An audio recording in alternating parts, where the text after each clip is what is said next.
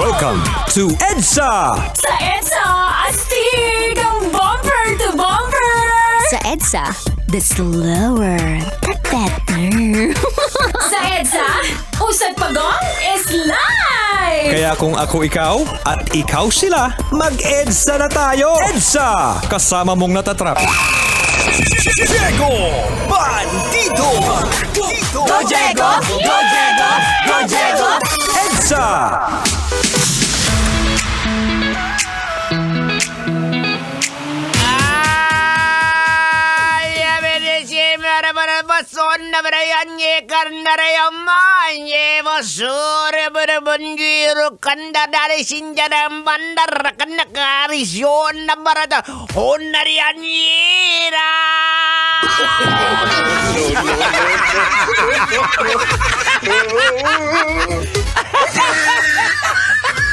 Akala mo ano nangyari yan? Maluoy ka. May nag-orasyon na. Anyways, mga kabisyong, oras ba na? We're good 31 minutes after 8 o'clock in the evening. Kamusta ang biyahe mo, Boards? Sana okay na okay. Alam ko medyo pagod ka. Gusto mo tanggalin ko yung pagod mo? Kiss kita sa gums. Oy, magandang gabi. Nga pala, batiin lang natin sa pong napakagandang gabi. At maraming salamat sa pakikinig, sa pagtutok. Yung mga Grab drivers natin na tutok dyan. Lalong-lalo na si Sir Antonio Soria. Sir Antonio Soria, maraming salamat po. Grab on, ika nga. Oy, speaking of mga kabisyo po natin na hindi pa po nakapag-register sa ating Love Knows No Boundaries, ano pang hinihintay nyo? Punta na po kayo dito, mag-register na. Para nang sakimala nyo, baka kayo nang susunod na tatawagin natin sa ating Love Knows No Boundaries. O, eto na. Hindi na po natin patatanggalin to. Pag-usapan na natin to. Huling pag-uusap natin. Let's go! Olympic athlete pinauwi dahil nahuli na ibinrake ang isang major rule kasama ang kanyang boyfriend. Oh no! Teka lang, baka anong isipin nyo ha? Lilinawin ko lang. Ito pong Brazilian swimmer na si Ana Carolina at sa kanyang teammate na boyfriend na si Gabriel Santos, binigyan po ng penalty ng Paris Olympics. Kasi umalis po kasi sila. Yan. Baka ano naman iniisip nyo kasi. Umalis po sila kasi sa village, sa mga athletes village na kung saan doon po ini-in-house yung mga athlete. So bawal na bawal po yun na umalis ka doon sa village na hindi alam ng teammates mo, na hindi alam ng inyong kuponan. Oh, ayan, Tang. Logican na natin to.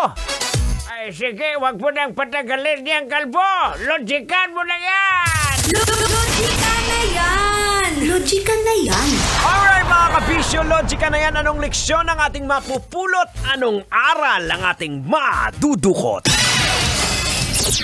Boards! Kailangan pa bang i-memorize yan? Basic kasi dapat sa isang athlete yung disiplina, di ba?